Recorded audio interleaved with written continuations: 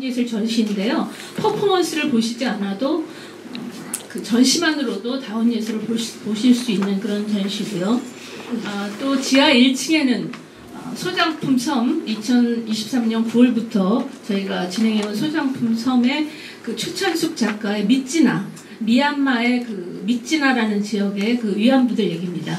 이 전시도 지금 열리고 있으니까 시간 되시면 꼭 들려주시기 바랍니다. 감사합니다.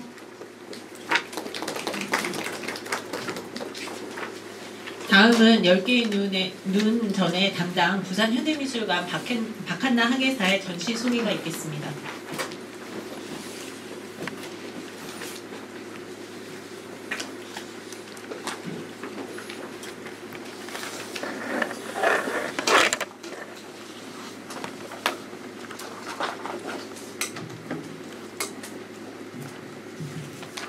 안녕하세요. 이번 전시를 기획한 학예연구사 박한나입니다. 먼 길 와주셔서 감사합니다. 10개의 눈은 부산현대미술관의 접근성을 도입하기 위해 2개년 프로젝트로 기획이 되었습니다. 전시와 프로그램을 결합한 프로젝트 형식으로 장애, 비장애인 간의 교류의 장을 열고요. 그 다음에 다양성을 품는 실천의 장으로서의 미술관의 공공성을 강화하기 위해서 기획된 프로젝트 전시입니다. 네. 4단계의 프로젝트 과정을 거쳐서 이 전시가 완성되었는데요. 지난해 2024년 한 해 동안 1에서부터 3단계를 저희가 운영하였습니다. 1단계를 보시면 다양한 몸과 감각을 탐구하는 프로젝트를 개발을 했고요. 두 번째는 6개의 프로젝트를 장애, 비장애인 개인과 단체와 함께 이 프로젝트를 실시했습니다. 세 번째는 그 결과를 관외 베리어 프리 전시로 프리 전시를 열었고요. 올해 이제 최종 마지막 단계로서 국제기획전으로 10개의 눈을 오픈하게 되었습니다. 네, 2년에 걸친 이 4단계 프로젝트의 공통되는 핵심 키워드는 이 3가지입니다. 첫 번째는 모두를 위한 미술관인데요. 그간 미술관에서 배제되었던 관객이 없는지, 미술관의 기능은 중립적이었는지, 미술관의 공공성에 대한 비판적인 재검토가 있었습니다. 그 다음이 접근성과 친밀감입니다. 물리적 접근성을 개선하기 앞서서 정서적, 심리적 접근성을 우선적으로 형성하고자 하였습니다. 네, 그 다음이 마지막이 만개의 감각입니다. 장애의 감각을 인간 다양성을 인식시키는 미적 가치로 새롭게 조명하고 완벽함, 아름다움, 정상성 위주의 사회적 기준을 비판적으로 바라보길 시도했습니다. 네, 지난해 저희가 운영한 6가지 프로젝트입니다. 네, 하나하나 빠르게 설명을 드리자면요. 첫 번째가 모두가 돌보는 자, 보살핌 받는 자로 참여 작가가 조영주였습니다. 부산에서 활동하는 장애, 비장애 무용수에게 자신의 퍼포먼스인 살핌 운동을 전수하였고요. 그리고 전수받은 그 지역 예술가가 부산복지관과 미술관을 오가면서 살핌 운동을 발달, 지적, 뇌병면 장애인과 보호사 118명에게 강의를 하였고 함께 활동을 하였습니다. 네, 두 번째 프로젝트가 멀지만 가까운, 가깝지만 먼으로 뽕뽕이 작가가 참여했습니다. 이 프로젝트에는 부산 맹학교 저시력 학생, 미술부 학생이었어요. 저시력 미술부 학생 7명과 만나서 7차 시에 수업을 진행했습니다. 미술을 좋아하지만 미술관 방문 경험이 없는 이 친구들에게 미술관을 소개하고 안내하는 역할을 맡았습니다. 네, 세 번째 프로젝트가 엄정순 작가가 진행한 정확하지 않는 눈, 새로운 눈이었습니다.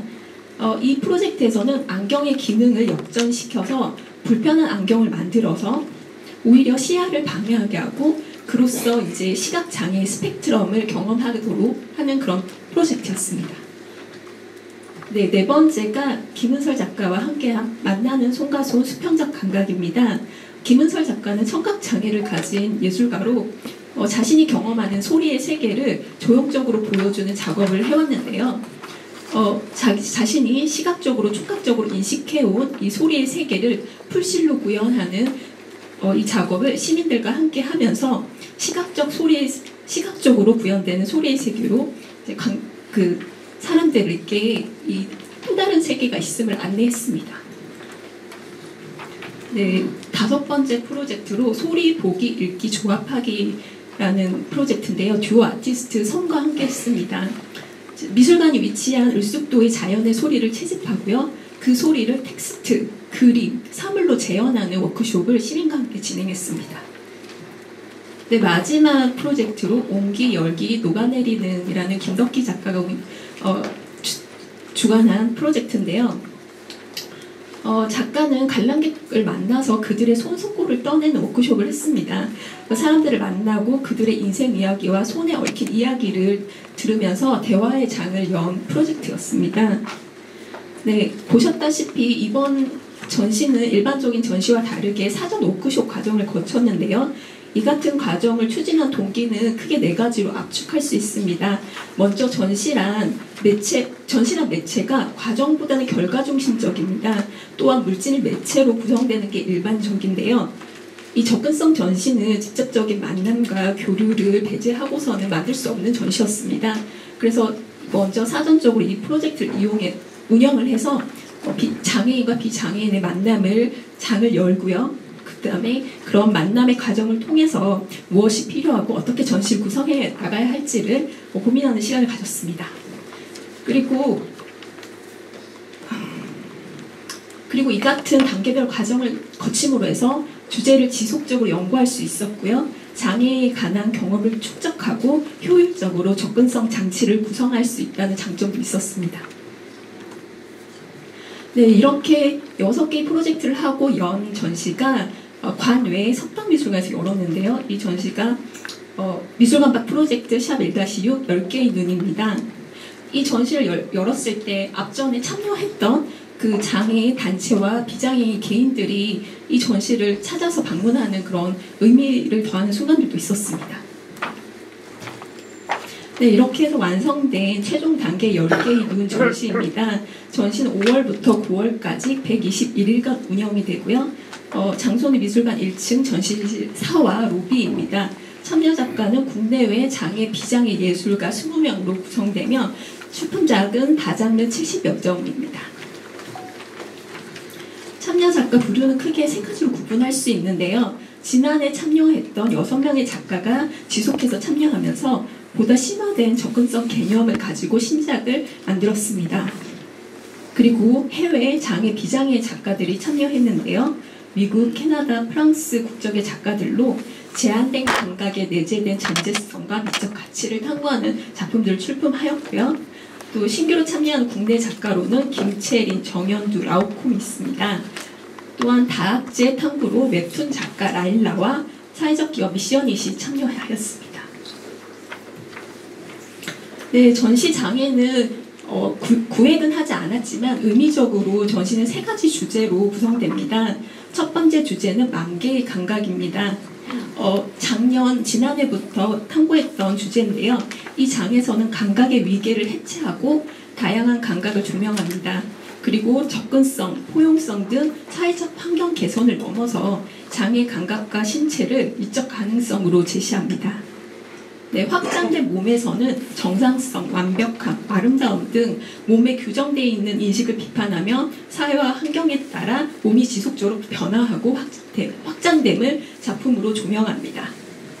네, 마지막 혼종체에서는 경계를 허물고 융합을 촉진시키는 주체로서의 장애의 몸을 주목하고요. 인간, 동물, 장애, 비장애, 주류, 비주류 같은 이분법적 구분을 와해하고 새롭게 재구성하기를 시도합니다. 네, 이번 전시에는 여러 가지 접근성 장치들이 녹아 있는데요. 전시 현장에서는 오디오 작품 해설, 큰 글씨 해설집, 수화 통역, 웹툰 전시 설명, 감각 스테이션 등이 마련되어 있고요. 상설 프로그램으로는 터치 수어 투어, 그 다음에 스크리닝, 특별 상영회 등이 준비되어 있습니다. 그럼 이것으로 전시 설명을 마치고요. 전시장에서 작품을 둘러보는 시간을 갖도록 하겠습니다. 감사합니다. 바로 이어서 10개의 눈 전시 투어를 진행하겠습니다. 질문이 있으신 기자분들께서는 전시 투어 중이나 후에 질의해 주시기 바랍니다. 그리고 그리고 10개는 전시 투어 후에 아까 말씀드렸던 4월 12일에 개막한 부산 현대미술관 다원예술 초록 전류를 관람을 원하시는 기자분께서는 2층 전시실 앞에서 담당 학예사가 대기하고 있을 겁니다. 그래서 안내해 드리겠습니다. 지금부터 직원 안내에 따라 전시장으로 이동하시겠습니다.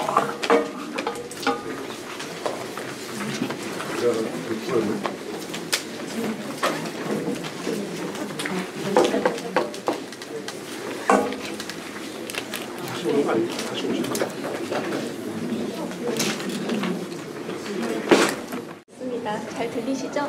10개의 눈이고요. 영어 제목은 Seeing with 10 Fingers입니다. 영어에도 적혀 있다시피 10개의 눈, 손가락 10개를 의미합니다. 그래서 우리의 감각이 두 눈만 있는 게 아니라 손가락 10개도 눈과 같은 기능을 할 수 있다라는 감각의 다양성을 좀 탐구하려고 했다는 의미를 여기 전시에 담았습니다. 네, 안쪽으로 들어오시면요. 이번에는 좀 특별한 시도로 그 웹툰 작가 라일라와 협업을 해서요. 전시글을 만화로 만들어 봤습니다. 제가 이제 전시를 열면서 느꼈던 점이 전시 텍스트를 잘 안 읽고 전시를 보시는 분들이 굉장히 많았었어요. 그래서 이 만화로 만들게 된다면 보다 좀 많은 사람들이 전시 내용을 알고 작품을 볼 수 있겠다고 생각을 했고요. 그래서 만들어진 만화입니다. 엄청나게 많은 수정과 왔다 갔다 하면서 훨씬 더 개념이 단단해지는 경험을 할 수가 있었어요. 그래서 이런 시도가 단지 어떤 가볍게 보여지기보다는 다양한 사람들과 만남으로 해서 이 전시 주제를 좀 더 단단하고 더 알기 쉽게 전달할 수 있는 그런 방법이 되지 않았나 싶습니다. 네, 그다음에 오른편에는 수화이 있습니다. 네, 이 전시를 이제 수화와 음성으로 이렇게 전달하면서 청각장애라든지 시각장애인들이 전시의 내용을 이제 전할 수 있도록 하였고요. 네, 이제 이렇게 이 과정을 거치는 작품을 만나게 됩니다. 네, 첫 번째 보시는 작품은 에밀리 루이스 보시오라는 미국 현대미술가입니다. 이 작가는 시각장애와 청각장애가 있는 작가입니다. 전맹 장애를 가지고 있어서 빛을 조금도 인지 못하는 작가예요. 이 작품은 ELG 가족 아카이브라는 작품인데요. 우리는 가족의 그런 추억이나 이런 것들을 사진으로 기록을 하거나 일기장에 어떤 메모를 하는데 시각장애를 가진 분들은 어떻게 추억을 회상하고 떠올릴 수 있을까요? 에밀리 보시오는 자신 가족들이 가지고 있는 문신 그리고 그 문신이 있는 신체 부위를 만듦으로 해서 가족의 초상화를 만들었다고 생각을 합니다. 여기 보시면 근데 동일한 신체 부위가 있어요. 다 다른 조각이 아니라 아버지와 여동생 자신의 신체 부위인데요. 이 부위를 동일하게 3번씩 만들었어요. 왜 3번씩 만들었냐면 본인의 기억이 차츰차츰 변한다는 걸 깨닫고 이렇게 3번을 만들면서 그 기억이 변하는 거에 초점을 두는 게 아니라 내가 이 가족에 대해서 얼만큼 어떤 추억과 어떤 그 교감과 그 유대감을 가지는지를 이 조각을 만들면서 이제 떠올리고자 하였습니다. 여기 보인 ELG는요, 에밀리 루이스 보시오의 첩자들이고요. 재밌게도 이 가족들은 모두 다 ELG라는 알파벳을 다 가지고 있어요. 그래서 가족 간의 유대감을 나타내기도 하고요. 그 다음에 여기 이 리타라고 적혀 있는 이 문신은 아버지 가슴에 있는 문신인데요.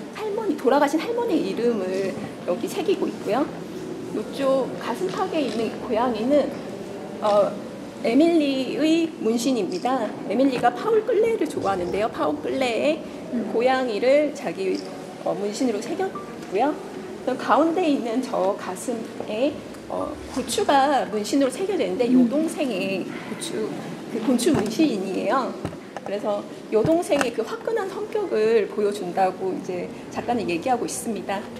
이렇듯 저희가 시각을 읽게 되면 다른 어떤 감각으로 추억을 해상하게 되는데요.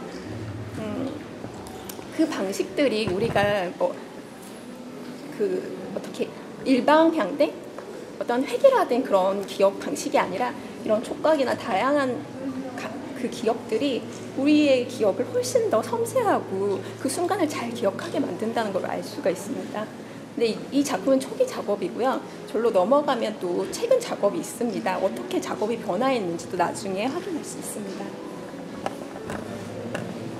네, 맞은편에 있는 이 작품은 로버트 모리스의 블라인드 타임 작품인데요.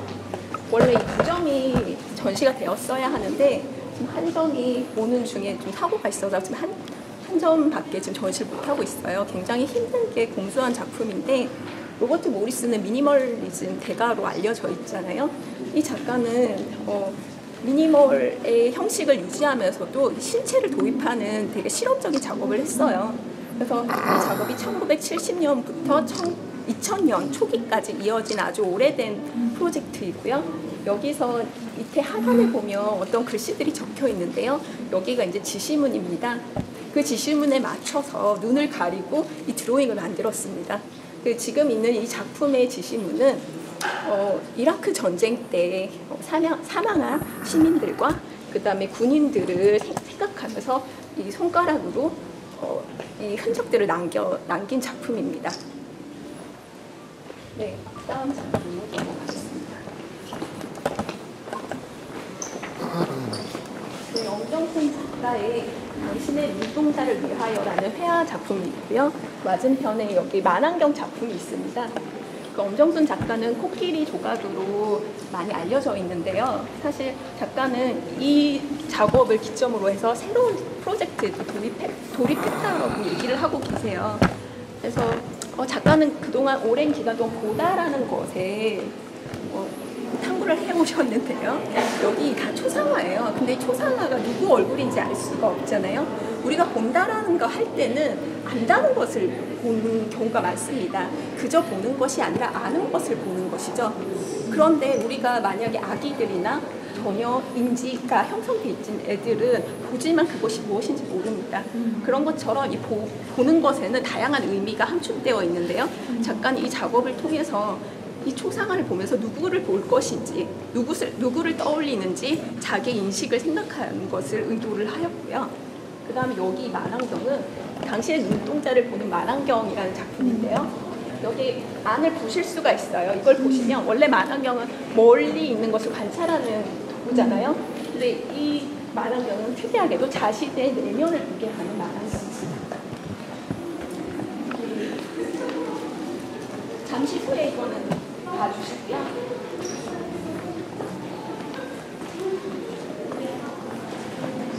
여기 이 작품은 캐나다 출신의 라파엘 그루트라는 작가입니다. 국내에 처음 소개되는 작품이고요. 저희 개막식 날 이 작가의 퍼포먼스도 선보였습니다. 근데 지금 나중에 그 퍼포먼스 작품은 여기 영상에 교체할 예정이고요. 지금 있는 작품은 구작이에요. 근데 이제 기다림이라는 작품인데 보시면 작가가 눈을 가리고 관객들에게 손을 내밀고 있습니다. 그리고 관객들에게 이 앞에 놓여있는 오브제 아무거나 갖다 달라고 해요. 그러면 갖다 주면서 관객이 말을 합니다. 어디에 붙일까요? 라고 예술가가 물어보면 관객이 뭐 머리에 붙이세요, 몸에 붙이세요, 뭐 이런 식으로 요구를 하고 거기에 따라서 자기 몸을 변신시켜 나가는 퍼포먼스예요. 지금 그런 장면들을 보고 있고요. 이렇게 해서 작가는 자신의 몸을 변신시키면서 타인에게 무한히 열려있는 상태로 자신을 변화시킵니다.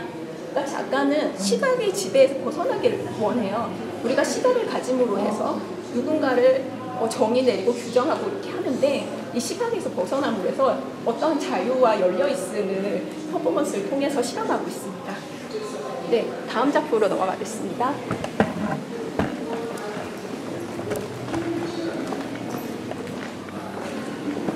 라파엘 그루트의 또 다른 작품인데요. 이 작업은 초기 작업이에요.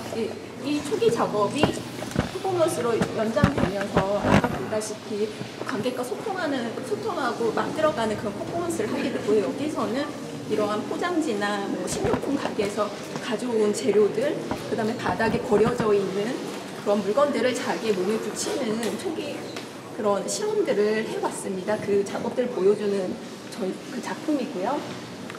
그다음에 여기 안으로 들어오시면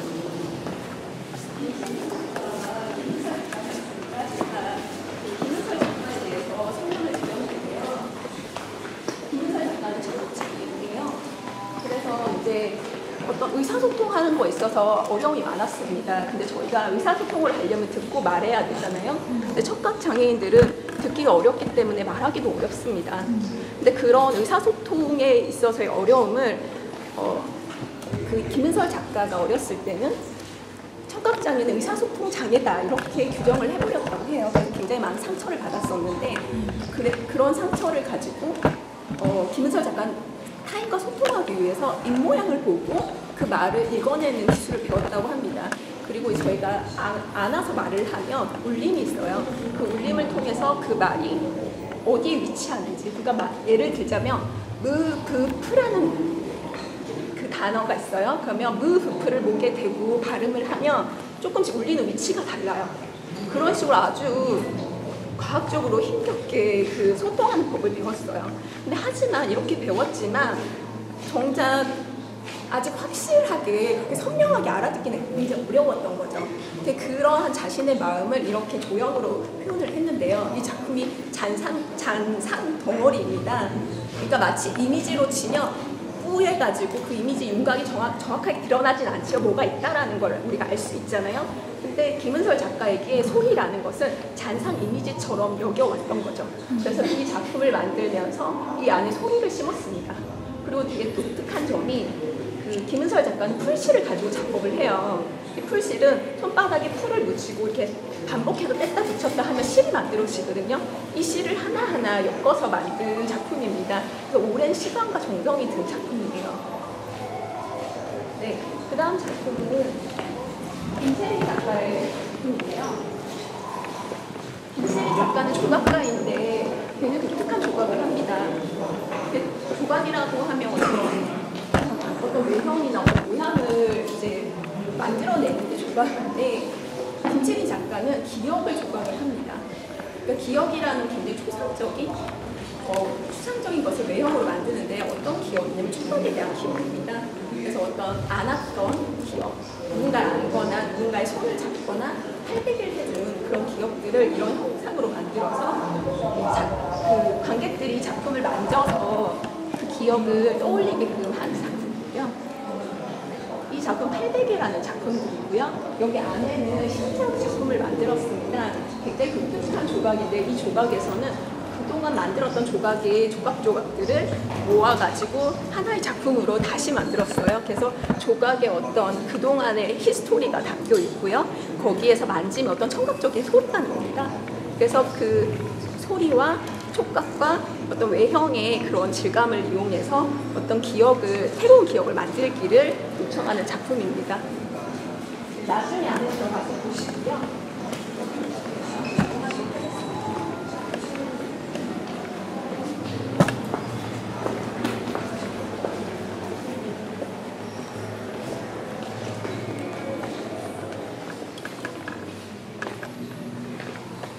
네, 이 작품은 라오콤의 오브제 작품들인데요. 이것들이 이제 숟가락, 포크, 젓가락 등 같이 음식을 먹는데 사용하는 도구들입니다.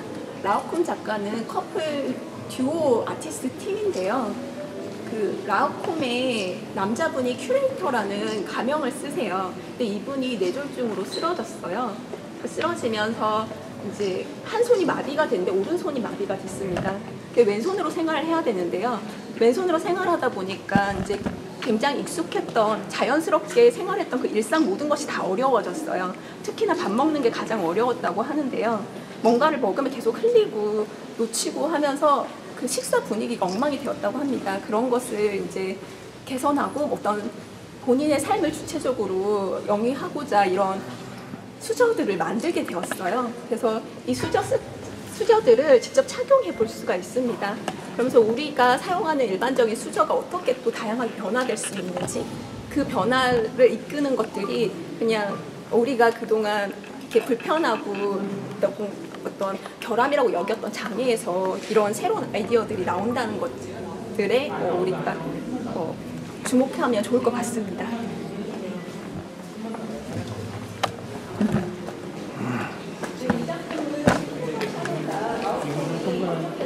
벤치인데요. 벤치면서도 작품입니다. 그래서 다양한 몸들이 전시를 관람하다 보면 굉장히 지치고 피곤합니다. 그래서 여기 앉아서 편하게 쉬었다가 다시 작품을 보도록 독려하는 그런 작품인데요. 여기 위에 글씨는 아웃폼의 그 큐레이터 씨가 직접 작성한 글씨입니다. 오른편에 있는 영상 정연두 작가의 와일드 작품인데요. 굉장히 빠르게 흘러가는 재즈 피아노 곡과 함께 영상이 슬라이드 쇼로 몇천 장의 사진이 지금 지나갑니다. 이 사진들은 여기 이 사진들은 일본에 거주하는 시라토리 겐지라는 시각장애인이 찍은 사진입니다. 그 정연두 작가는 시라토리 겐지에게 사진기를 선물을 했고요. 그 시라토리 겐지는 이 사진기를 가지고 일터에서 집까지 가는 매일매일을 찍어서 정연두에게 선물로 보내줬어요. 그래서 정연두는 이 사진을 받고 그 시라토리 겐지가 좋아하는 피아노 곡을 입혀서 이 작품을 완성하게 되었습니다. 근데 이 작품 제목이 와일드 구스 체이스인데요. 이게 속담 같은 관용구인데 와일드는 이제 야생의 구스, 야생의 고위를 쫓는 것이라는 의미인데 그 말 한마디로 부질없고 허무하다는 의미예요. 야생의 고위를 쫓아도 잡을 수 없다는 뜻인데 허무하고 부질없는 일을 하는 것을 빗대는 말인데 잠깐 이걸 역설적으로 시각장애인이 사진을 찍는 것이 허무하다고 느낄 수 있지만 이게 이렇게 멋진 예술 작품으로 탄생할 수 있다는 점을 보여주는 그런 작품입니다.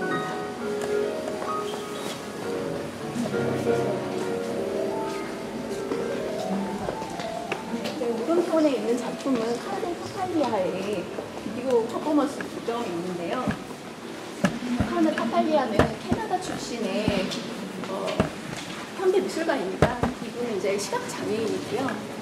지금 두 점의 작품이 서로 연결이 됩니다. 하나가 이제 확성기가 된 하나 지팡이인데요. 이 파팔리아가 지팡이를 내려놓고 확성기를 가지고 거리를 걷는 퍼포먼스예요. 근데 굉장히 위험합니다. 왜냐면 앞이 전혀 보이지 않는 시각장애인이기 때문에 자기의 존재를 지팡이로 알리는 이런 수동적인 방식이 아닌 확성기로 큰 소리로 이제 외치는 거죠. 나는 앞이 보이지 않으니 앞이 보이는 당신이 저를 피해가세요. 이렇게 얘기를 하는 겁니다.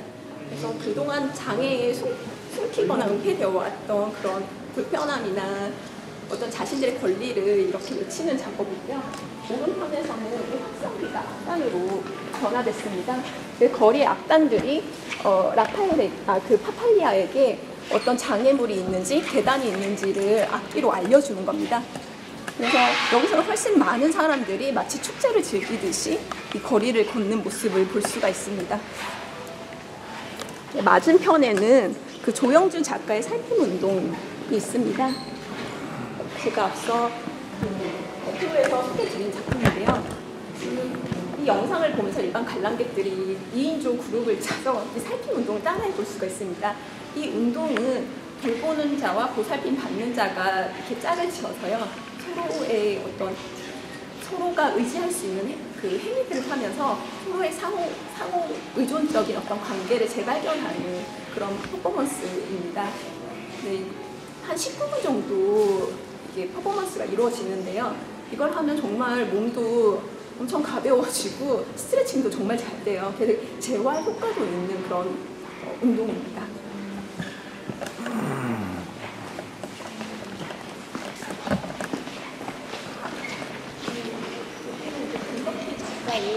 대량 협조 작업이 있는 공간입니다.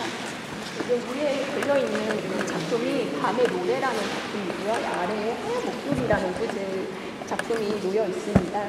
이 손들은 앞전에 설명드렸듯이 저희 사전 워크숍 때 시민들의 손을 뜬 그 손들입니다. 만져보시면 따뜻해요. 그래서 마치 살아있는 생명처럼 이 손에서 온기를 느낄 수 있고요. 그다음 위에 이 다리는 저는 다리라고 표현을 했는데 작가님은 계속 태양이라고 얘기를 하세요.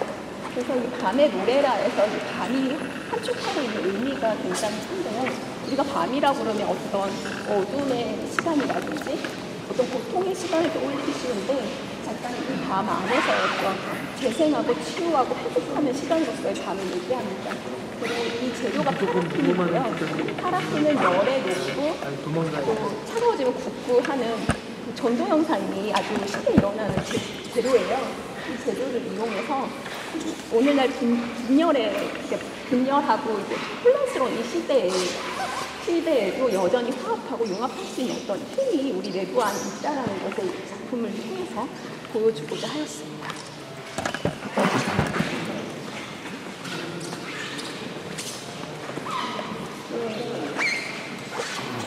제가 만나볼 작품은 에밀리 보시오의 작품입니다. 앞서서 저희가 그 ELG 가족 아카이브로 해서 신체 조각들 만나보셨잖아요. 그게 초기 작업이라면 지금의 작업은 이런 또 다른 작업을 하고 있는데요. 에밀리 보시오에게는 런던이라는 안내견이 있습니다. 지금 보이는 이 개 두상을 한 이 인체가요, 런던이고요. 에밀리는 옆에 손을 잡고 있는 게 에밀리입니다. 런던이와 에밀리가 서로 혼종체가 돼버렸어요, 사이보그처럼.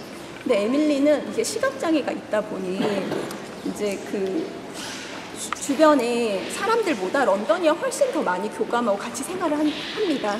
그래서 이 런던이와 생활하면서 느꼈던 점이 인간과 동물을 구분하는 게 의미 없다라고 느낀 거죠. 왜냐면 코로나 시기 때 굉장히 이제 격리되고 많은 사람들이 긴장 속에서 접촉하기를 꺼려했습니다. 그때 이제 장애인은 더 힘든 시간을 보냈는데요. 에밀리는 그 기간을 보내면서 장애, 비장애, 동물, 인간 이런 분리들이 사라졌으면 좋겠다라고 생각을 했고요. 그 사라짐을 이런 작품으로 표현을 해냈습니다. 네, 여기 조각상가 오른편에 큰 드로잉 벽화가 있는데요. 이제 런던이가 지금 여기서는 좀 딱딱하게 굳어있는 모습이지만 여기 드로잉에서는 굉장히 자유롭게 꽃밭에서 춤을 추는 모습으로 표현이 되어 있습니다.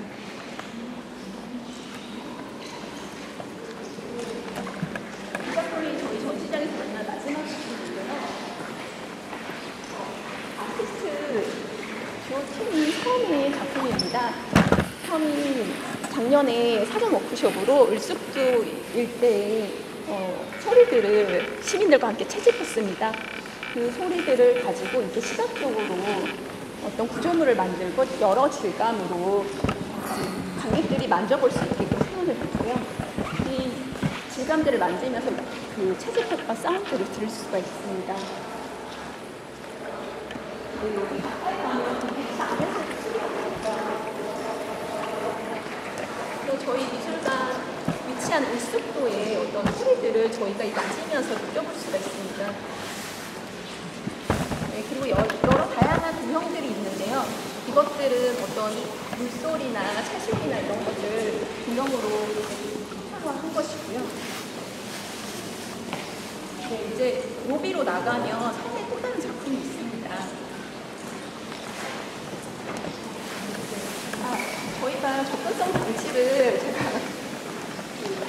다 설명 못 드렸는데 지금 전시장 공간마다 이런 음성 해설이 협탁 위에 마련되어 있습니다. 이렇게 헤드셋을 끼면 바로 그 옆에 이제 작품에 대해서 해설을 하고요. 저희가 특별히 그 시각장애인 유튜버예요. 원샷 한 소리 저희 작품을 해설을 해줍니다. 그래서 장애인들이 좀 친근하게 이 해설을 들을 수 있도록 했고요. 이 아래에는 이런 큰 글자 해설집을 놔뒀습니다. 그래서 작품에 대해서 궁금하신 분들은 언제든지 이 해설집을 읽을 수가 있습니다. 네, 그리고 야심차게 준비한 것이 감각 스테이션입니다.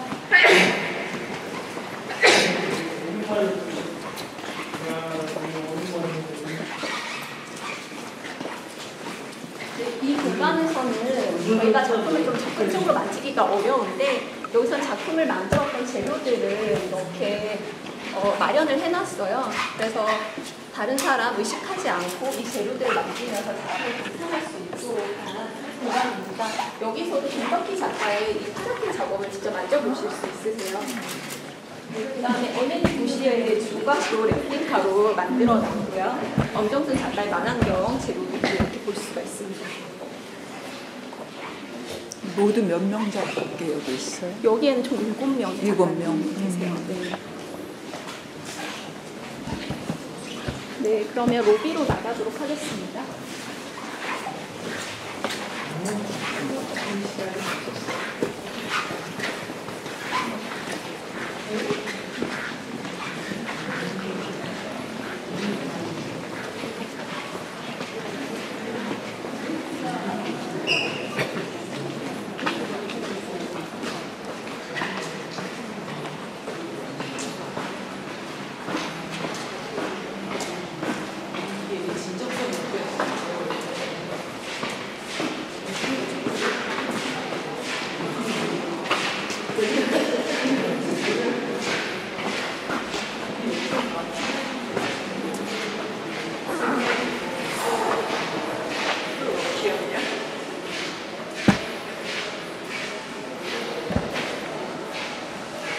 공간에는 지금 보시다시피 이 아크릴 박스, 넓게의 아크릴 박스인데 이 안에 다양한 사물들이 있습니다.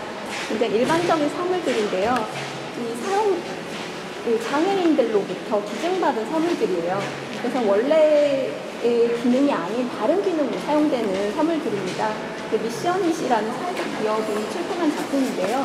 미션잇은 접근성을 탐구하는 여러 젊은 그룹들이 모여서 만든 회사예요. 그래서 여기서는 이제 장애인들을 인터뷰하고요. 그 다음에 그걸 가지고 어떻게 하면 더 접근성을 높일 수 있는지 새로운 디자인도 만들고 다른 웹 접근성도 보완을 하고요. 그 다음에 출판도 만듭니다. 그런 다양한 일을 하는 벤처 그룹인데요. 여기서 보면 이 거울은 저희가 대체로 거울 얼굴 블록을 사용하잖아요. 근데 여기서 농인 사용자인데 이 거울을 통해서 의사소통을 한다고 합니다. 그래서 버스에 앉아서 거울을 가지고 수어로 다른 사람과 소통을 하고요. 뭐 저기 보는 저 짝대기는 지체장애인에게는 저 짝대기가 스위치를 끄고 키는 그런 도구로 사용이 되고요. 네, 그렇게 해서 잘 손이 안 닿는 스위치를 원래 지체장애인들은 손을 뻗기가 어려워서요. 이런 막대기로 스위치를 끄고 키고를 하고요. 또 다양한 도구들이 있습니다. 그래서 여기서 이제 이 도구들이 기존에 보완된 그런 방법이 아니라 장애인들이 자신만의 몸에 맞게끔 이 기능들을 다 새롭게 고쳐 쓴다는 것이 이 미션잇이 주목한 부분이고요. 이렇듯이 우리 사회의 어떤 시스템조차도 이 사물가처럼 보완하고 새롭게 만들 수 있다는 것을 제안하고 있습니다. 네, 여기 빨간 자대 위에는 그 미션잇이 그동안 출간한 도서 자료들이 있습니다. 각 주제별로 접근성을 어떻게 개선시키면 좋을지에 대해서 안내를 해드렸고요.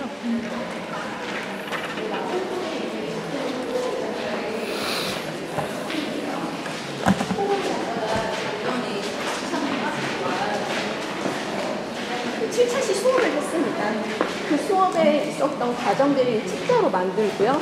자기가 느꼈던 어떤 통찰력 같은 것을 만화 형식으로 이렇게 테이블 위에 그림을 그렸어요. 그리고 여기 한 장씩 가져가지고 네, 그죠. 여기 이 인쇄물이 레드 스튜디오라는 작품인데요. 네, 그 홍범희 작가가 저시력 장애 친구들을 만나면서 느꼈던 점이 이 친구들이 굉장히 작은 사물도 오랫동안 관찰한다는 거예요. 그리고 굉장히 오랫동안 관찰하면서 크게 보고 또 색깔을 번져서 보는데 이런 요소들이 마티스나 고흐나 이런 대가들의 보는 방식과 아주 닮아있다는 점을 이 친구들과 소통하면서 깨달았어요. 그러면서 이 마티스의 그 붉은 주방 그 작품을 모티브로 해서 이 레드 스튜디오를 만들게 되었습니다. 한 장씩 가져가셔도 되고요. 그리고 이 작품에서 이 빨간색을 쓴 이유는 그 맹학교에 가령이라는 친구가 있는데 이 친구는 빨간색이 유독 잘 보여서 빨간색을 굉장히 좋아하는 친구라고 해요. 그래서 그 친구를 생각한 이 작품을 만들었습니다. 그리고 여기에 보면 6권의 책이 있습니다. 이 책에서 보면 이 친구들을 어떻게 만났고 그 다음에 이 친구들을 미술관으로 데리고 오기까지의 과정을 이런 만화 형식으로 애니메이션과 만화로 이렇게 보여주고 있습니다. 네, 여러 통찰력과 깨달음이 아주 유쾌하게 이 책에 많이 담겨 있어요. 이렇게 나중에 시간 되시면 한번 봐주시면 좋을 것 같습니다.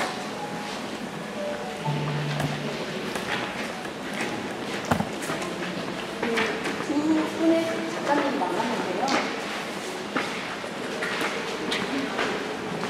이 작가님은 헤니피드 셀치라는 프랑스 작가입니다. 음악가이면서도 그 퍼포먼스를 하는 작가예요. 이 작가는 언어에 되게 관심이 많은데요. 지금 2개의 수어를 보여주고 있습니다. 그게 한쪽 수어는 프랑스 수어고요. 다른 한쪽은 한국의 수어입니다. 근데 되게 재밌게도 수어는 나라마다 다른데 어떤 한 5가지 단어에서는 이 동작이 굉장히 유사하다는 것을 발견했어요. 그러면서 언어가 가진 어떤 보편성을 탐구하기 시작했고요. 그런데 저희가 동작에서는 유사한데 이거를 소리로 들으면 굉장히 완전히 다르거든요. 불어와 한국어이기 때문에요. 그래서 언어에 담겨있는 보편성과 특수성을 이 작업을 가지고 이제 언어에 어떠한 다양한 그 특징들이 있는지 다층적인 면을 보여주려고 한 작업입니다. 그래서 여기서는 이게 수어를 볼 수 있고요. 돌아서 가시면 여기 사운드가 있어요. 그래서 이걸 따로 떼놓은 것은 이 몸짓 언어와 우리가 사용하는 소리 언어의 다른 점을 좀 부각시키려고 한 거고, 앉아서 소리를 듣고 돌아와서 오면 이 동작이 또 달라져 있어요. 그 소리와 의미가 이게 서로 이렇게 결합되지 않는다는 거. 이 결합이 자연스러운 것이 아니라 어떤 인위적인 인간의 어떤 문화가 이렇게 결합시킨 것이라는 언어에 대한 통찰력을 담아내는 작품이고요. 작가 얼굴. 예, 작가 얼굴 본인이 직접 퍼포머를 했습니다. 장애인은 아니에요. 네, 장애인 아닙니다. 오른편에 낮은 편에 보시면 또 다른 프로젝트의 작품인데 생명을 위하여입니다. 잠깐 언어에 아까 관심이 많다고 했는데 이 세 명의 수화 통역자가 어떤 동작을 합니다. 이 동작은 어떤 음악의 멜로디, 화음, 어떤 소리의 움직임을 이렇게 수화로 보여줍니다. 그러니까 어떤 의미가 아니라 객관적으로 우리가 전달하는 의미가 아니라 어떤 리듬이나 화음이나 이런 주관적 요소를 어떻게 통역할 수 있을까라고 생각을 했고요. 그래서 이 세 명의 수화 통역자들이 다 다른 몸짓을 합니다. 그래서 수화의 어떤 새로운 또 예술성을 좀 찾고자 한 작품이고요. 네, 마지막 이 작품은 다이앤 볼사토라는 작가예요. 캐나다 작가예요. 이 작가는 3채널 작품이고요. 여기서도 수화 동작을 보여줍니다. 각각의 이제 제목은 다 다릅니다. 여기서는 촉각이라는 제목이 있고요. 또 옆에서는 자연, 그 다음에 몸짓 이렇게 세 가지 섹션인데요. 여기서 보시면 이 아트페어에서 어떤 수화 통역자가 굉장히 격렬한 무용을 합니다. 이게 무용과 수화가 좀 섞여서 이 작품에 대해서 설명을 하는 것인데요. 저희가 언어로 작품을 설명하면 누구나 이해할 수 있지만 거기서 한정이 됩니다. 다이앤 볼사토는 이것을 몸짓으로 설명을 할 경우 얼마나 더 풍부하고 또 다른 예술로 또 더 재해석되고 발전할 수 있는지 그 몸짓 언어의 확장성에 대해서 탐구하고 있는 작품이고요. 여기 이분이 수화 통역자입니다. 이분이 무용과 수화 두 부분에 있어서 굉장히 전문가인데요. 마치 여기서 일하는 사람처럼 이렇게 서 있다가 갑자기 어떤 무용을 보여주는데요. 이러한 어떤 유머러스함, 위트가 이 다이앤 볼사토 작업에 일관되게 흐르는 요소예요. 그래서 이 세 가지 채널을 보시면서 이 작품과 이 무용, 안무가의 무용을 같이 볼 수 있는 거죠. 네. 그러면 제가 작품 설명을 다 한 것 같은데요. 혹시 그래서 총 5명의 작가가 있는데 그 중에서 인고은, 하이노 게레스, 곽서진 3명은 공동 초청을 하고, 그리고 이수진, 김익명은 부산현대미술관이 단독으로 초청한 작가입니다. 이번 전시는 부산현대미술관이 기본적인 기조정신으로 가지고 있는 숲이나 생태에 대한 그런 철학적 사유를 다원예술, 그러니까 퍼포먼스, 그리고 영상, 설치, 다양한 장르를 융합하고 결합해서 만들어내는 5분의 작가와 함께 그 주제를 논해보려고 하고 있습니다. 그래서 전시는 크게 일반적으로 와서 보실 수 있는 그런 출품작들과 그리고 또 퍼포먼스로 구성이 되어 있는데, 저희가 퍼포먼스는 총 15번이 있고 그 중에서 김익명 작가의 퍼포먼스는 총 3번이 있었는데 그저께자로 전부 다 이제 종료가 되었고, 앞으로 남아있는 퍼포먼스는 한 6회, 7회 정도가 남아있습니다. 우선 인고은 작가 작품인데요. 인고은 작가는 그동안 어떤 문학적이라든지 철학적인 그냥 본인만의 사유를 바탕으로 해서 여러 점의 영상과 그런 또 설치 장치들이 연결되는 작업을 만들어 왔습니다. 이번 작업은 그림자 숲이라는 제목을 가지고 있고, 국립현대미술관과 부산현대미술관의 공동 제작 지원을 받아서 제작이 되었어요. 그래서 인고은 작가 작업의 특징이라고 한다면은 아까 말씀드렸듯이 여러 점의 뭐 장치가 서로 유기적으로 연결되는 건데 특히 이번 작업에서는 세 점의 영상과 그리고 빛 효과를 내는 라이트 박스, 그림자 효과를 내는 슬라이드 프로젝터, 오버헤드 프로젝터 같은 것들이 있는데 그게 이제 시간에 따라서 순차적으로 진행이 되면서 공간을 다양한 방식으로 점유하고 있다고 할 수 있습니다. 한번 어둡기 때문에 조심하셔서 들어오시면 좋을 것 같아요.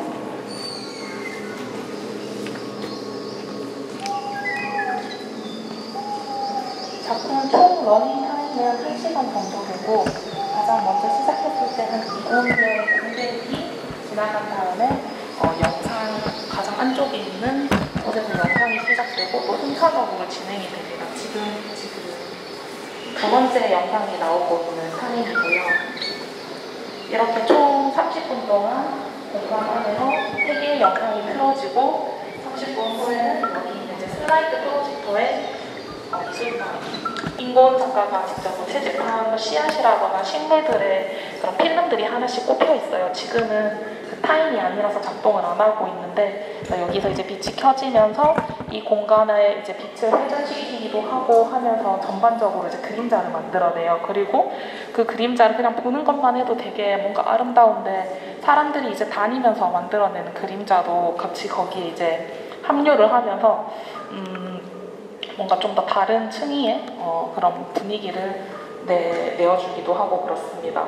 작품은 헨리 데이빗 소로우의 월든이라는 것에서 큰 영감을 받았는데 그 헨리 데이빗 소로우가 1845년쯤에 이제 어떤 그런 산업화를 이제 등지고 이제 진짜 그 매사추세츠 안에 있는 그 월든이라는 호숫가로 가서 혼자 자급자족하면서 이제 생활을 이어가곤 했었어요. 이제 그때 자기가 3개의 나무 의자를 둔다고 이제 뭐 공동체를 위한 의자, 뭐 친구를 위한 의자, 뭐 나를 위한 의자 이런 것을 두면서 내가 숲에서 자급자족하면서 살아가는 방식에 대해서 이야기를 했는데 그 3개의 의자를 중심으로 이제 영상이 진행되고 있습니다.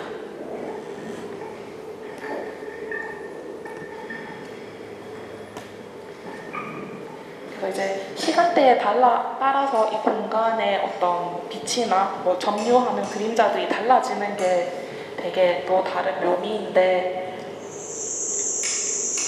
지금 3번째 영상 나오고 있는 중이고요.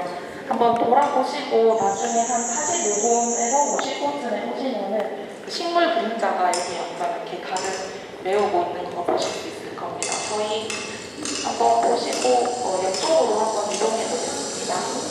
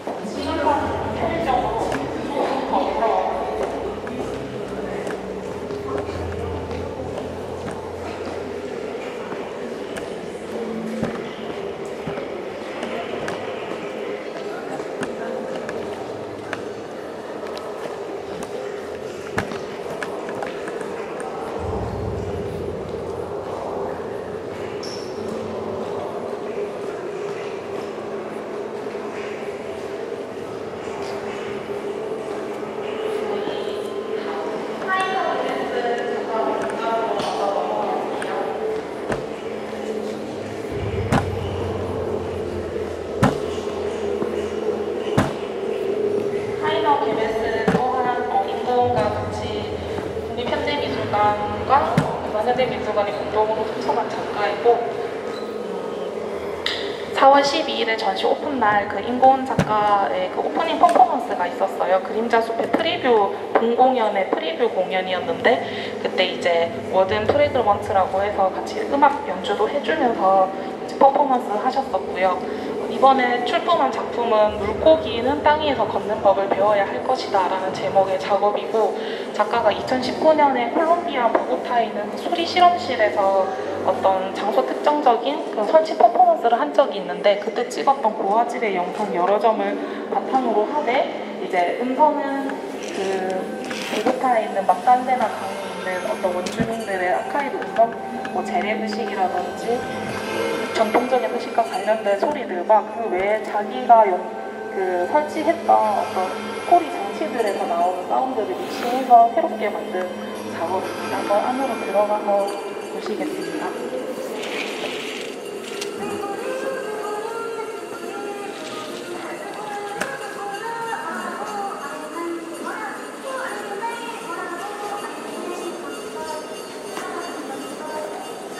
제목은 콜롬비아의 저명한 문학가인 가브리엘 가르시아 마르케스의 어떤 글에서 따온 것이고, 콜롬비아의 그 막달레나 강이라는 곳이 이제 콜롬비아도 산업화로 발전을 하고, 그리고 그로 인해서 이제 강이 계속 발전을 하고, 또 강이 일부는 소멸하기도 하고 하면서 변화하고 있는데, 그에 따른 물의 양이라든지 수로의 변화라든지, 그리고 그곳에 사는 소생 생물들이 어떤 변화를 겪고 원주민들의 생활에 변화가 일어나고 있는 것까지 전체적인 어떤 환경의 변화에 따른 전체적인 생활의 변화에 대해서 담고 있습니다. 그래서 근데 이 작품은 이번에 이제 큰 자막이라든지 별다른 설명을 상세하게 자막으로 보여주고 있지는 않는데, 사회적 계층들의 작가의 말을 빌리자면은 우리가 이미 이렇게 일어나고 있는 환경 문제 같은 것들, 그리고 부산이라고 한다면은 특히 현대미술관이 위치한 을숙도나 낙동강 그런 주변의 상황은 저희가 잘 알고 있잖아요. 그 정도로 보편화된 문제나 환경 문제는. 그래서 이거를 구구절절 설명하지 않아도 공간 안에서 영상을 보고 소리를 이제 느끼고 자기가 이제 각자의 체험에 견주어서 보면서 우리가 그런 상황들에 대해서 더 다르게 이해할 수 있을 것이다, 각자의 방법으로 이해할 수 있을 것이다, 그런 메시지를 남겼습니다.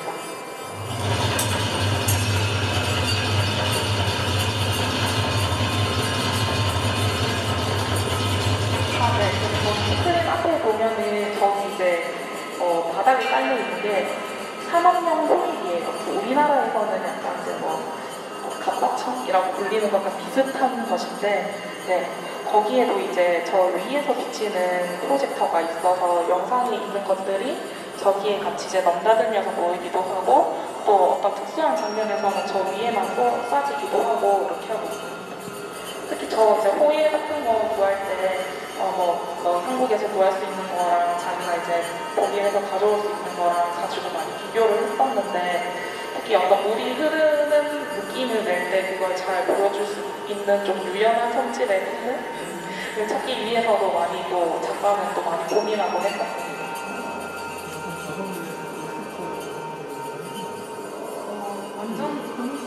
네네, 커미션 작업인데 이게 완전히 울스코를 담겠다 이런 것보다는 이제 자연스럽게 이제 자연 환경 같은 거를 논하다 보면은 그게 보편적인 주제라서 어디서든 각자의 상황에 맞춰서 이해할 수 있다.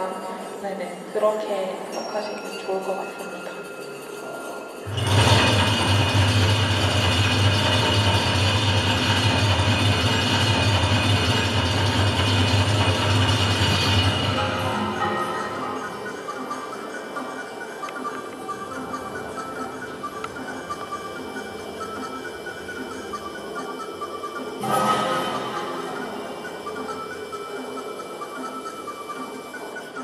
총 해서 한 20분 정도 상영이 되고, 수리 실험소의 모습과 그리고 영상 연구하는 모습 여러 가지가 이제 오가면서, 지금은 안 나오는데 아마 조금 있으면 말씀드렸던 그 콜롬비아 강 마그달레나 강 주변에 사는 원주민들의 재래 소리 같은 것도 들을 수 있습니다.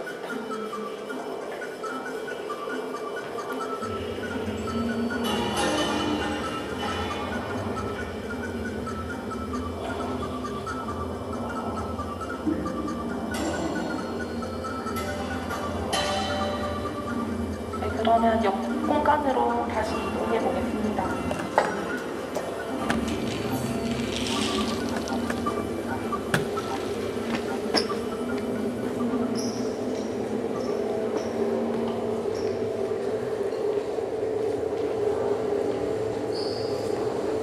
저기 공간 보고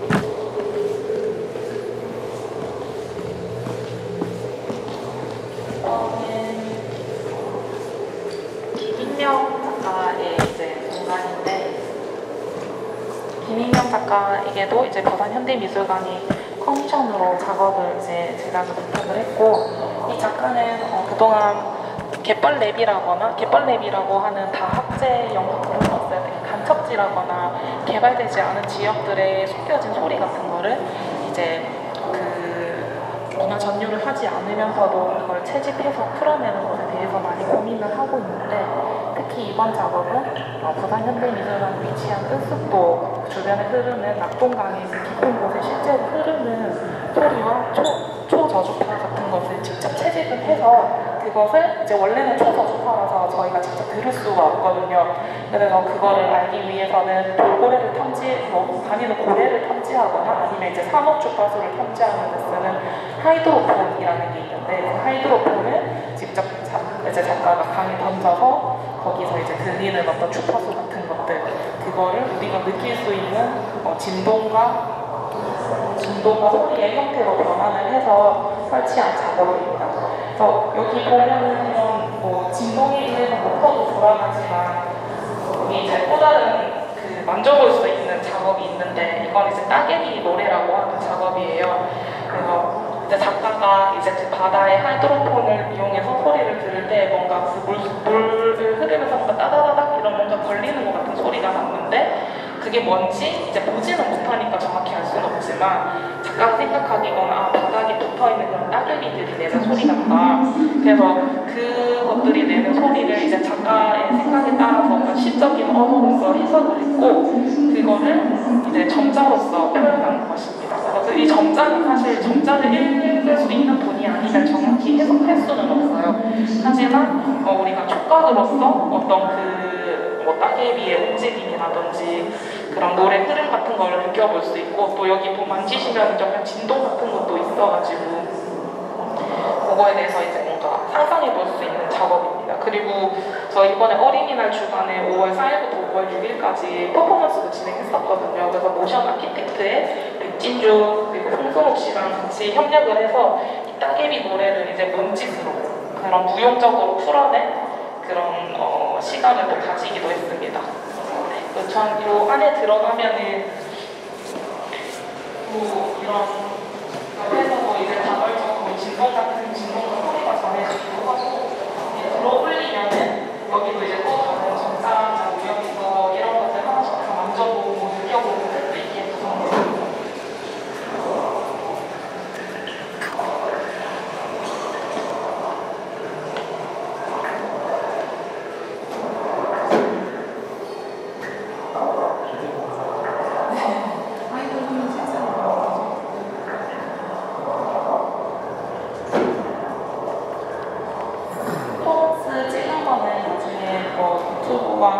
또 다른 채널 통해서 올라갈 수도 있으니까 봐주시면 감사하겠습니다. 그리고 그 옆에 이제 3번으로 보여드릴게요. 여기는 이제 김인경 작가처럼 부산현대미술관이 초청한 작가 이수진 작가의 섹션이고, 이수진 작가는 이제 크게 이 두 가지 커튼 공간으로 공간을 구성을 했는데, 이게 동그라미 두 개가 붙어있는 모양이에요. 동그라미 이게 이제 말하자면 귀 모양을 형상하는 건데, 작가한테 있어서 위에 5가지 다 신체 기관 중에서 가장 예민하고 그리고 또 어떤 위기와 경계를 가장 잘 오갈 수 있는 기관이라고 한다면 그걸 귀라고 생각을 해서 우리의 그런 귀의 어떤 이 형태를 공부하고 영상본과 이제 조각본을 마련을 했고, 특히 이번에 이 영상은 부산현대미술관 주변에 있는 이제 생태공원과 그리고 바로 옆에 있는 숲길 같은 것을 배경으로 하고 있는데, 작가가 이제 그동안 한문화들과 다른 이제 사람들이랑 협업을 해서 그동안 만들어왔던 이제 조각, 그런 자연과 다양한 이제 동식물 비인간적인 것에서 형태를 따온 조각들을 가지고 우리의 일상에 있는 어떤 빛이라든지 소리라든지 그리고 그림자 같은 그런 어떤 징후 같은 것에서 어떤 이 세계와 저 세계를 넘나들 것 같은 어떤 그런 가능성 같은 것을 발견을 하고, 그것에 접속하기 위해서 움직이는 그런 퍼포머들의 몸짓 같은 것을 이제 담아보고 있습니다. 있습니다. 그래서 이번 작업에서도 이수진 작가가 한 2020년 정도부터 만들어왔던 그런 영상에서 좀 발전시키고 그리고 일숙도의 어떤 자연 풍경을 좀 더 잘 담아내고 있는 것들인데 이번에 5월 4일에도 이 작업과 연계해서 퍼포먼스 진행했고 다가오는 5월 17일에도 퍼포먼스를 할 예정이에요. 그래서 그때 하는 내용은 이제 작가가 이제 미리 보낸 편지를 참가자들이 했고 같이 이제 촬영했던 장소에 방문을 해서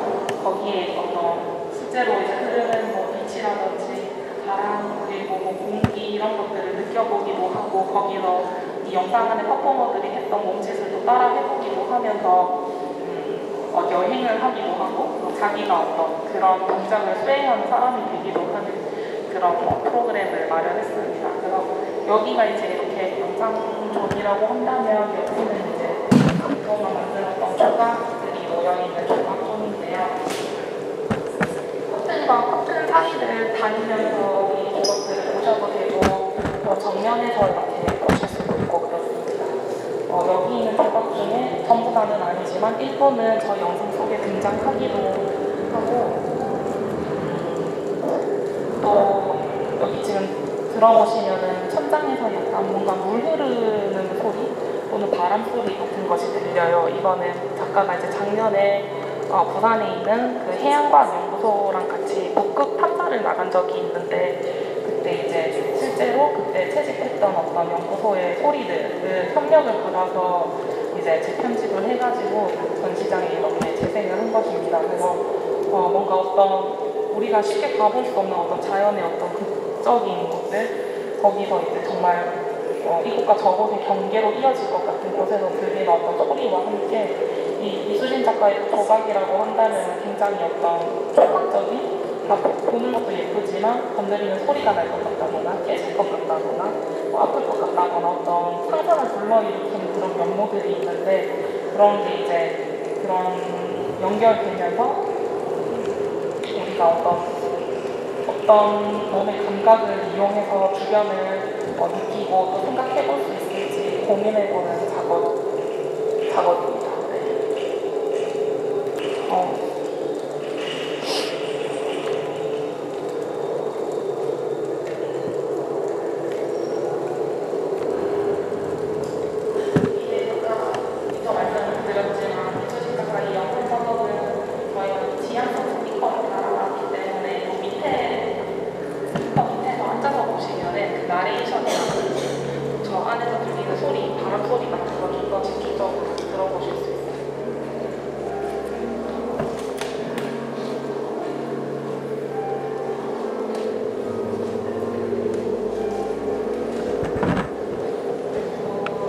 옆에는 이제 일본 작가의 도자기인데 저희 일본상에 있던 건 이제 시작 작업이고 여기는 2021년에 혹시나 이제 미촉을 받아가지고 들어가서 되게 오래 인간이라는 이런 작업입니다. 이것도 이제 일본 작가 작업의 스틸이라고 하면 굉장히 긴 시간이나 여러 점의 인간이 서로 연결되고 그거를 감상하는 사람들의 찍어가지 하나의 방식이다 하는 그런 인간을 가지고 있는 건데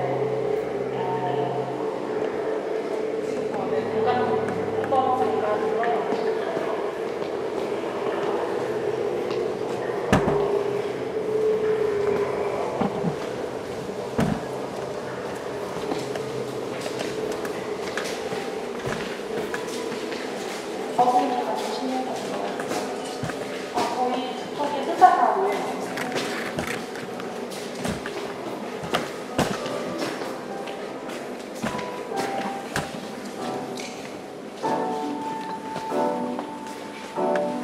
작업 내용은 그 고래 토획이라든지 그 고래의 역사에 관한 것이에요. 그래서 우리가 그동안 뭐 인간의 시점에서 고래에 대해서는 많이 고래를 정말 잘 알고 있고 이해하고 있다고 생각을 하지만 어떤 고래의 입장에서는 그거를 바라본 적이 없는데 젠고우는 그 특유의 문학적인 상상력을 바탕으로 해서 그거를 이제 다양한 그동안 뭐 발간되었던 오래된 고서적이라든지 그리고 또 여기 왼쪽 공간 왼쪽에 보시면 그 그림 그려진 스크린이 하나 있거든요. 이거 아마 익숙하실 거예요. 그 울산에 있는 방구대 안각화 그림인데 저기에도 이제 어떤 대사 같은 것들을 함께 통해서 우리가 좀 다른 방법으로 그런 고래 이야기를 한번 이해해보자 그런 제안을 하고 있습니다. 그래서 여기도 가장 사실 처음 시작할 때는 여기 동그란 좌대리에서 영상이 시작을 하고 그래서 모래 위에서 그 영상이 울렁거리면서 되게 아름답거든요. 그래서 시간이 있으면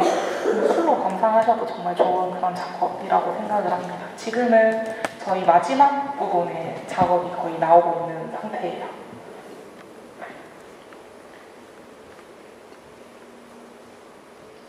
그래서 이제 뭐 1번방에서 그림자 속도 그러했지만 영상이 켜지면은 그 켜지는 순서에 따라서 사람들이 이제 따라서 자동적으로 움직이게 되거든요. 그래서 그런 동선을 따라서 작가가 뭔가 이제 연극적으로 연출한 그 공간에 내가 함께 한다는 것도 뭔가 하나의 포인트가 됩니다.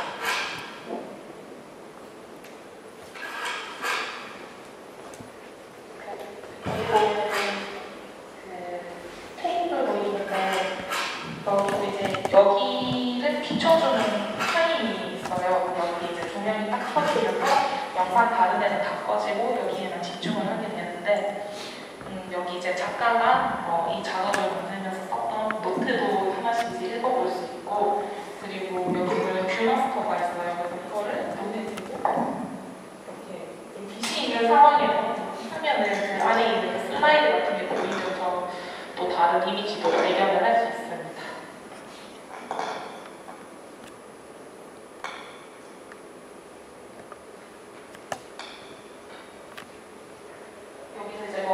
영상을 보시다 보면 꼬박꼬박하는 소리 같은 게 나는데 그거는 이제 실제로 그 고래의 소리, 고래가 이제 바다에서 나는 소리이기도 해요.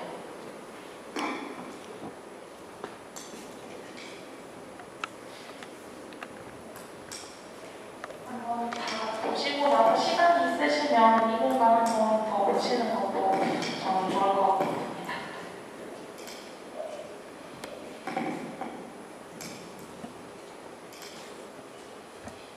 그러면은 마지막 공간으로 가볼게요. 아까 저기에 원래 이코지만 이쪽으로 해서 곽소진 작가 작품으로 마무리하도록 하겠습니다.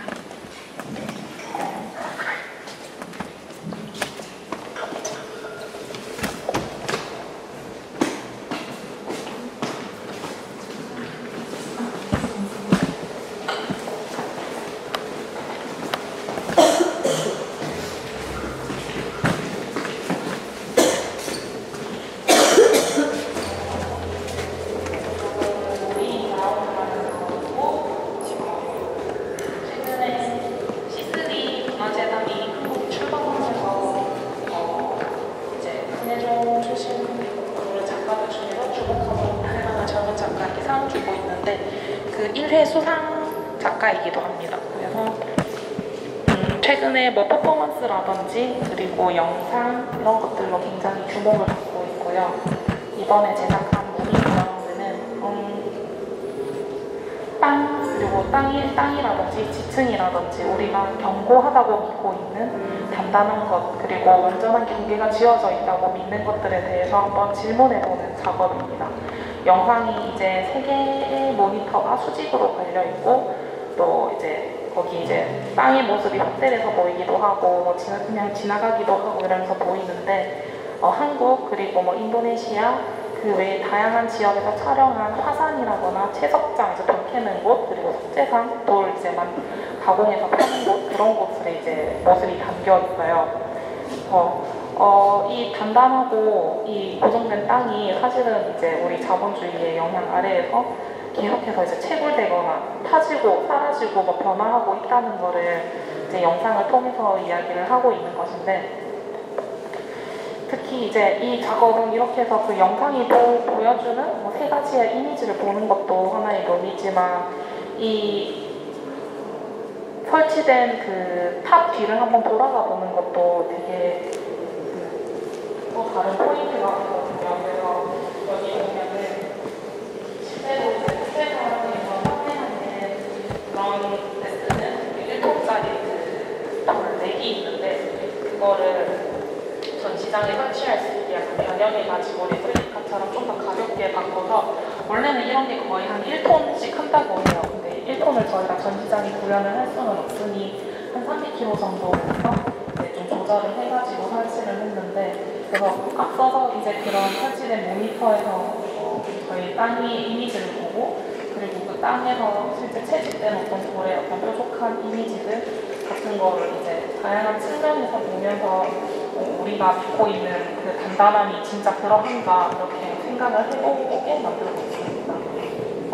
아까 또 짧게 설명드리는 분들도 계시겠지만, 이게 이제 작업이 이렇게 있고 작업의 사운드를 함께 만들어준 인도네시아 작가 라니 잠박이라는 사운드 아티스트가 있어요. 그래서 저희 5월 30일, 5월 31일에 그 사운드 아티스트 라니 잠박과 작가 박소진이 둘이 협업을 해서 퍼포먼스를 할 예정입니다. 그래서 여기 주변에 이제 테이블도 좀 더 놓고 인도네시아에서 이제 작가가 가져오는 전통 물레 같은 것도 있는데 그것도 깔아놓고 해서 그동안 이제 작가가 각지를 돌아다니면서 채집한 방송 특정적인 소리나 여러 가지를 혼합해서 보여주는 뭔가 좀 특별한 공연을 마련하고 있습니다. 저희가 이렇게 작품을 수는 많지가 않지만 이번 전시가 다원예술 전시인 만큼 작업과 연계된 다양한 퍼포먼스들을 작가별로 준비를 했고, 또 이미 중에서 몇몇은 선보여졌고, 또 박소신과 인고은은 아직 이제 남아있는 상황인데요. 특히 인고은 작가 같은 경우는 프리뷰 퍼포먼스로 이제 하이너 베벨스랑 협력해서 공연을 하기도 했지만 5월 24일, 5월 25일에 부산에서 먼저 공연을 하고, 그리고 5월 31일, 6월 1일에 부산